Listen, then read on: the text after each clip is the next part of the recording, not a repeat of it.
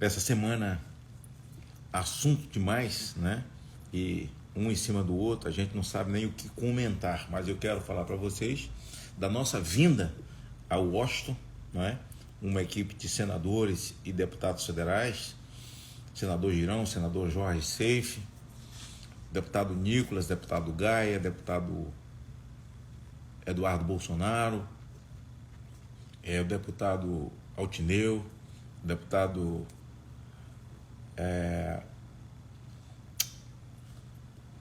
Ramage, né?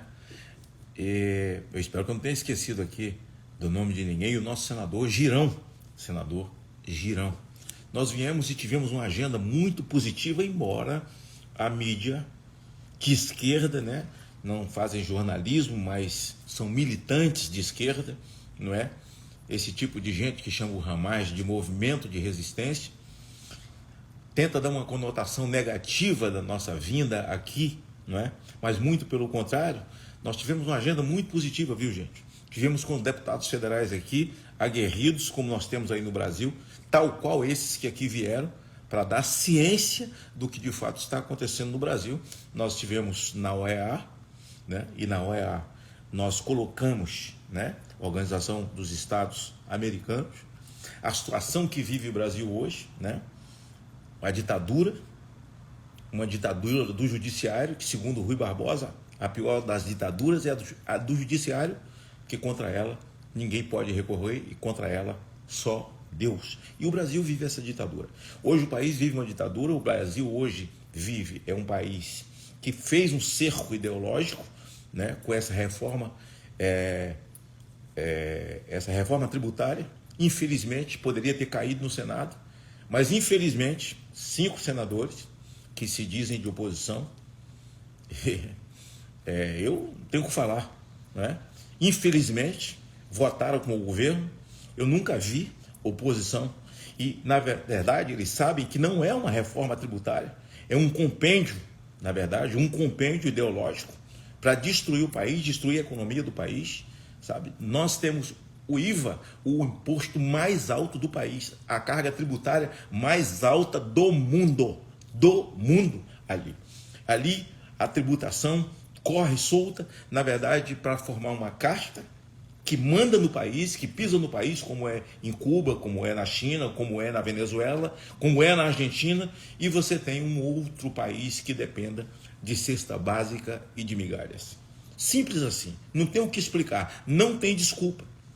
E aí eles foram lá, e cada um que assuma o que faz, né, gente? Pelo amor de Deus. Agora, vocês não são tolos, vocês sabem quem votou a favor, vocês sabem quem votou contra, e muitos desses estão indo para a reeleição.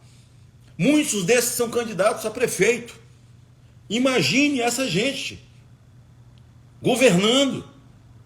É possível até que, sendo amigo do rei, né? Porque até o nosso IPTU vai vir para dentro do bolso do rei. É a chamada comitê, é um comitê econômico, um comitê financeiro, comitê bolivariano, como Chávez criou na Bolívia, que todos os impostos, e assim que acontece, cai dentro desse caldeirão. E aí o rei distribui do jeito que ele quer para os seus aliados, para os seus apaniguados, para os seus asseclas, e quem não concorda, quem não bate palma. Agora, quem vota a favor de um governo, que é a favor de aborto, que é a favor de legalização de droga, que é a favor de ideologia de gênero, escola com partido, sabe? Realmente é muito difícil de entender. Agora está indo para a Câmara, e é preciso que você, aí que está me vendo, faça agora força, que você pressione o deputado que se elegeu com seu voto. Se você é cristão, se elegeu com o seu voto, se elegeu dizendo que era cristão, com todas essas pautas, dizendo que era patriota, que defendia o país, que defendia o Brasil, que era contra a ditadura, o tempo inteiro falou mal do Lula e agora está no colo dele, no colo desse governo dele, que você cobre. Que vocês cobrem líderes, padres, pastores, porque a Câmara pode derrubar. Então nós vamos fazer esse grande esforço. Bem, aqui nós tivemos uma agenda maravilhosa com a Marjorie Taylor, que é uma conservadora de guerra, não é? Aqui nos Estados Unidos. Tivemos com a equipe do Michael McCall e com a equipe do Anthony Scalise, com Anthony Scalise eu não tive, mas um grupo de senadores estiveram lá, com o Chris Smith, estive com ele, um dos ferrenhos lutadores pelas pautas conservadoras, e que ficou abismado, né? Eles vêm acompanhando, principalmente o pessoal da OEA. Eles estão acompanhando, mas não sabiam de tudo. Essa carta que nós levamos, dando conta do ativismo judicial no Brasil, do autoritarismo no Brasil, sabe? Do fim da nossa Constituição, do nosso ordenamento jurídico que não existe. Aqui o ofendido, ele é ofendido, ele vai lá e faz o boletim de ocorrência, ele é o delegado, é ele que investiga, não respeita o Ministério Público e sentencia.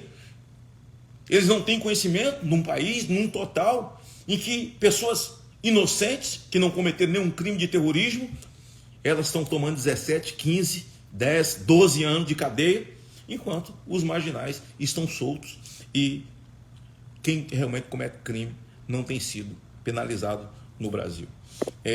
Nós tivemos na OEA e nós tivemos também no gabinete do deputado Jorge, que é brasileiro, né, que está sendo investigado pelo parlamento, mas está com seu mandato em dia, e foi debochado aí pela mídia, pelo fato dele ser homossexual. Nós não somos. Nós somos lá, nós não somos homofóbicos, vocês são.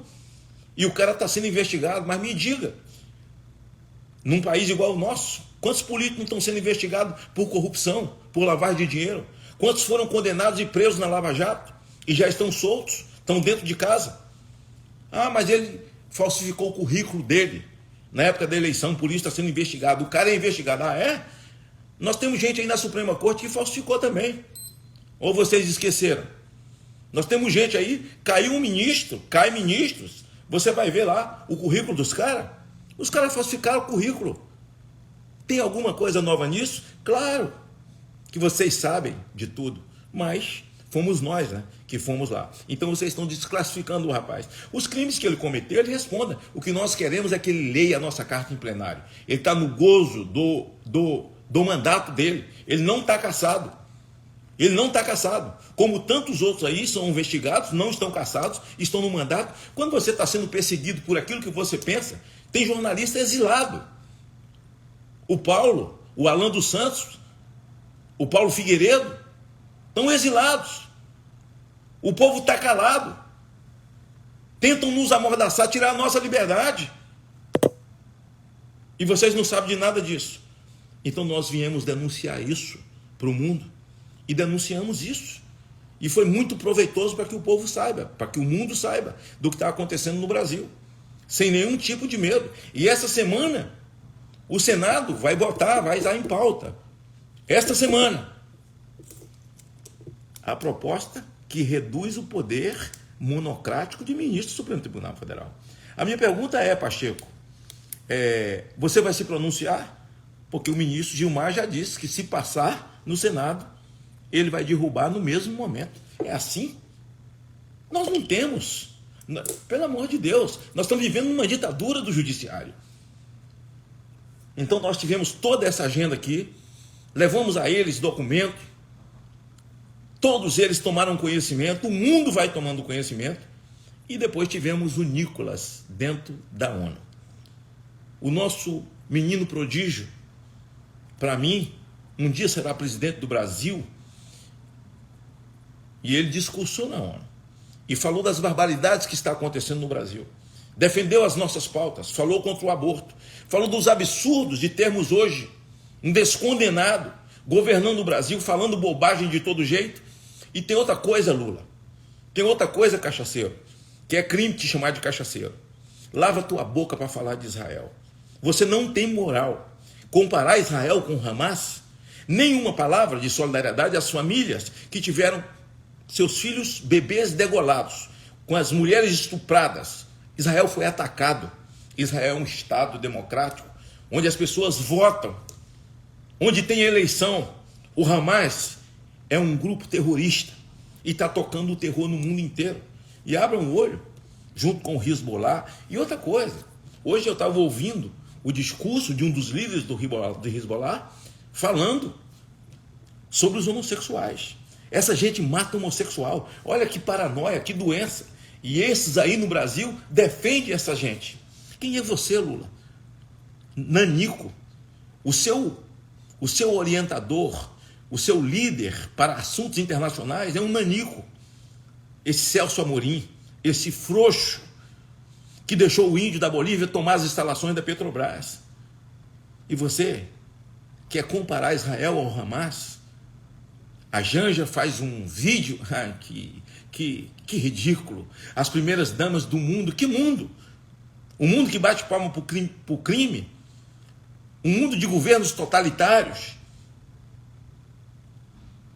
O povo palestino está pagando porque tem lá dentro um grupo terrorista que usa esse povo como escudo e ataca Israel.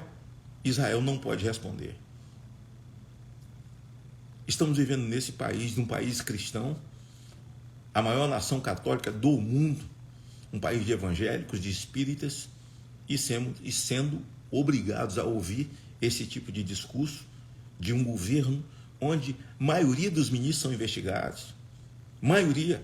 O próprio ministro da Justiça, que agora está mandando a Polícia Federal e o MP pedindo para investigar qual é o mal que Bolsonaro está fazendo às baleias, né? Lá em Santos, lá no litoral, né? Tem uma baleia muito preocupada com Bolsonaro, né? Querendo ir para o STF. Eu acho que o Lula deve indicar ele, o Flávio Dino. Flávio Dino, que seus assessores, o seu ministério recebeu a primeira-dama do tráfico da Amazônia, primeira-dama do tráfico. Vou falar uma coisa para vocês, brasileiros. Eu, quando quero ir a um ministério, você tem que dar o horário que vai se encontrar com o ministro, se vai alguém junto com você, qual é o assunto que você vai tratar. Há uma burocracia e eles recebem a primeira-dama do tráfico com tudo pago pelo governo, com o seu dinheiro, com o nosso dinheiro. Eles não respeitam nada. Eles não respeitam nada. E não identificam. Eles não sabiam quem era. A pessoa precisa ser identificada. Como é que você paga as passagens de alguém se você não sabe o nome dela? Se você não tem o endereço, o CPF dela. E essa senhora cumpre pena. Está cumprindo em liberdade condicional, que se sabe. Mulher do tio Patinhas, um traficante conhecido na Amazônia, do Comando Vermelho, é recebida com passagem paga pelo Ministério dos Direitos Humanos. Esse cidadão que se recusou a receber um bebê de 12 semanas, dada pelo senador Girão, educadamente falando sobre a vida. Esse mesmo bebê que o nosso Nicolas, aliás, palmas para Minas Gerais por ter mandado esse menino para lá, que hoje passa a ser o Nicolas do Brasil e do mundo. Obrigado, Minas Gerais, por Nicolas. Obrigado, Minas Gerais, por Cleitinho. Senador Cleitinho. Todos eles estiveram ali muito presentes nessas lutas, nessas batalhas, principalmente na reforma tributária. Então, a primeira-dama do tráfico ia ser nomeada e teve tudo pago. E ela está dizendo que agora ela não sabe se vai sair a nomeação dela depois de toda essa confusão, né? Cadê as imagens, Diana? Vocês não tiveram juízo, né? E se fotografaram, seus assessores. Eles não serão demitidos. Imagine se isso fosse no governo Bolsonaro. Mas agora vocês estão preocupados com Bolsonaro e a praia. É o fim do mundo, o que nós estamos vivendo. Bom, a Amazônia está pegando fogo. O Nicolas falou sobre isso lá. Onde é que está o senhor Leonardo DiCaprio? Onde é que está o Macron? Onde é que está a Marina Silva? Os lacradores dessa emissora aí, que eu não quero falar o nome. Esses artistas lacradores, atores, atrizes, que defendem a Amazônia. A Amazônia está em chamas. São mais de 3 mil incêndios no Pantanal. Cadê vocês? Cadê vocês? Isso ocorreu no governo Bolsonaro? Não. Essa mídia é obrigada a dar a verdade sobre isso. Então temos que passar esses assuntos. Olha, eu disse que seria muito rapidamente o que eu ia falar hoje. E semana que vem nós teremos uma grande luta no Senado para poder enfrentar, que é, de fato, a proposição que veio da mesa para que haja redução nos poderes monocráticos dos ministros do Supremo Tribunal Federal. Dizia Ulisses Guimarães, só o povo pode salvar o povo. E se o Senado da República, que é o poder que sabatina ministro, que aprova ou desaprova, se acovardar, não se levantar para defender o povo brasileiro, nós que já estamos à beira do abismo, nós vamos cair rapidamente no abismo. Nós estamos já vivendo num país totalitário. Tinha um repórter, um jornalista da Globo, mandando um recado para o Ministério Público Federal, que eles cometerão crime de prevaricação se não se posicionarem pela condenação de Jair Bolsonaro. E dizem que a informação é do Supremo, que o Supremo já afirmou que eles vão responder por crime de prevaricação. Como é que eles sabem de coisa tão antecipada? Coisa tão antecipada. Então são muitos assuntos que ocorreram durante essa semana, cada um pior do que o outro, e o assunto que está rolando já há 15 dias, a morte da cantora Sara, que foi queimada, né, morta, e agora soube que o cara que matou recebeu R$2.000 para esfaquear. Alguém tem coragem de esfaquear uma pessoa? É muito demônio na vida dessa pessoa. Por R$2.000. As reportagens que dão conta é de que o marido tinha um caso com o tal pastor, né? E para roubar R$30.000, tá aí na mídia, sabe? E eu estava ouvindo um monte de áudio da cantora antes de morrer com a mãe. É muita violência doméstica que vive no Brasil. Eu me lembro quando levantei o tapete da pedofilia, do abuso de criança, aí veio tudo à tona, que é o que o Brasil fala hoje. É o que o Brasil fala, comenta. Esse é o legado que ficou. Todo mundo odeia pedófilo, quem abusa de criança, quem abusa de adolescente. Todo mundo quer defender os seus filhos. Esse é um assunto que não parou nunca mais. E providências vão sendo tomadas. Agora vem à tona a violência que a gente sabe que ocorre, a violência doméstica. Com esse caso aí da Ana Hickman, do ex-marido dela, mamãe me acorde.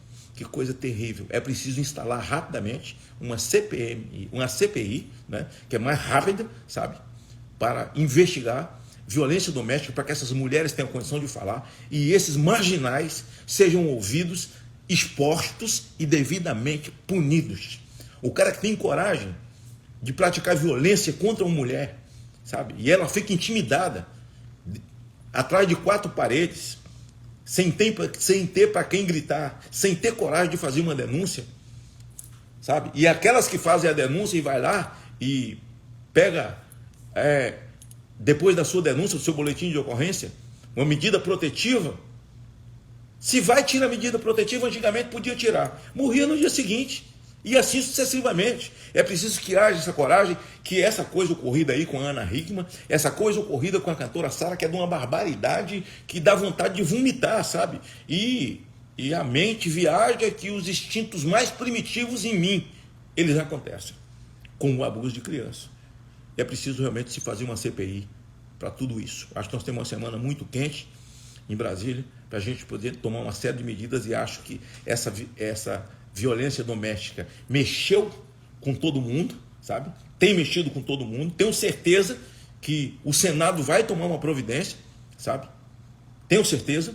É preciso que vá para cima com toda a força, assim como uma nova CPI de abuso de criança, de kids, de infantes, de adolescentes no Brasil. Encerro aqui dizendo que agradeço a Deus por essa agenda, agradeço a Deus, muito obrigado a quem nos ajudou demais, que o nosso jornalista que está exilado com suas contas trancadas, sem o seu passaporte, Paulo Figueiredo, que vive aqui nos Estados Unidos, o Alan dos Santos, que também é outro exilado, não é? E que vive uma grande perseguição, aqueles todos do Brasil, Oswaldo Eustáquio e tantos outros, não é? Parlamentares presos. O caso de Daniel Silveira, ele está amparado no artigo 53, mas ali tem uma conivência. O ministro Alexandre de Moraes violou o artigo 53 da Constituição.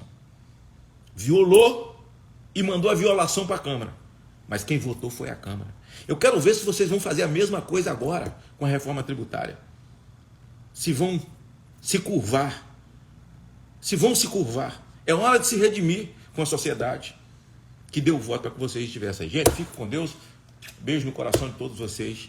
Muito obrigado por tudo.